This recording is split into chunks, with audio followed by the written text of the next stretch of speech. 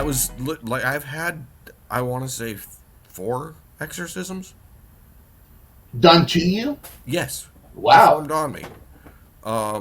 One of them was particularly violent. Not Wow. that I. Was it like Linda Blair, or was it a little bit? How did that go down? No, it was. I was beaten Oh, to drive the demon out of me. yikes.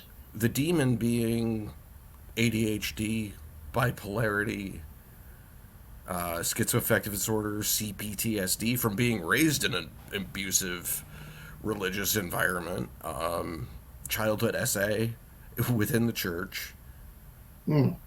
and I'm the one getting beaten Yeah. and Right. having the demon driven out of me because I couldn't pay attention in school. Wow. And did it help? I'm much better now. Okay. Okay. I was gonna that Anthony Perkins. Who might think? Yeah, Norman Bates. Okay, Norman. He wouldn't hurt a fly. Or No. no, not no. Clockwork Orange. Malcolm Yes. McDowell. Oh, I'm much better now. Love that movie. Did they do that? Oh, push your eyelids open too and Not make. quite, but yeah. Uh, Uh, can't should we? it was I actually that got me to go into the youth ministry in the first place because I wanted to try to be a stopgap between that sort of abuse in the upper echelons and the kids coming into the church oh and wow, coming up in the church. I wanted to be like a buffer. a buffer, a guard dog, basically, sheepdog. That's right. Have you ever thought about writing a book? Mm-hmm. Several times. You know, ChatGPT can help. You can just put in a few words and let it. Nah. No, I know we could get into that. I that's amazing though. It's heartbreaking that you felt the need to do that. What was more heartbreaking was realizing that I needed about 10 more of me. Um, I don't talk about it often, but we lost. Or, I say I lost because it was under my watch, but I lost 8 kids.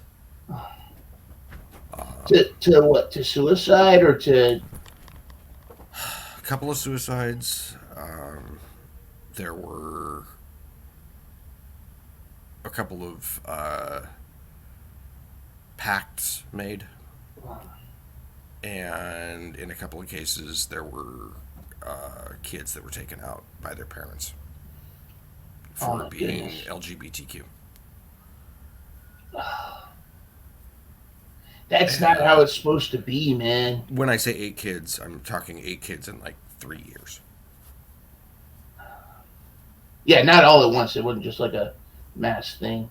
Well, no, it wasn't like a bus accident. Yeah, Uh, over time. it was over time, and it was always for the same reasons. Um, I Is had it? I was supposed to cover up the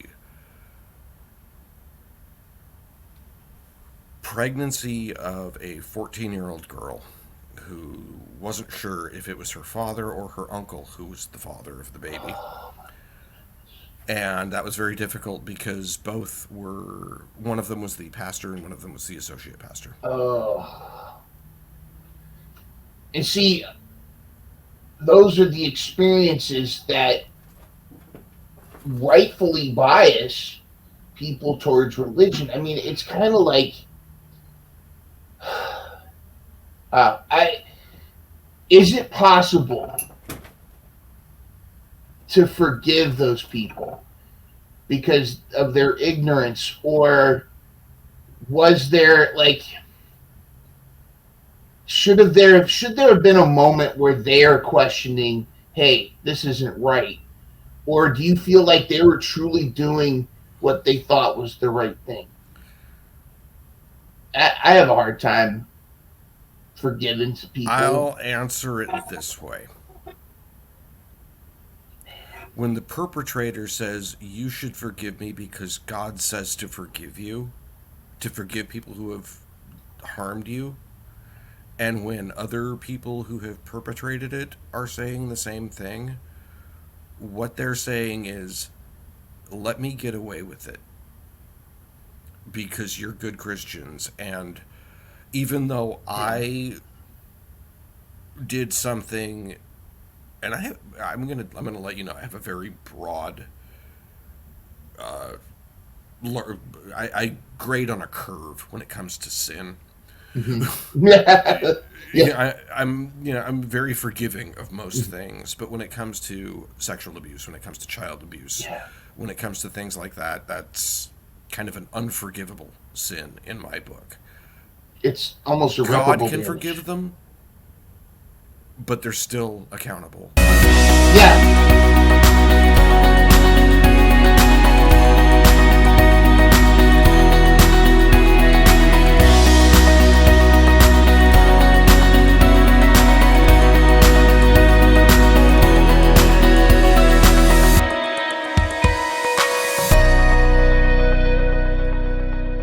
Catch new episodes of Mental Health Mondays every Monday morning at 7 a.m.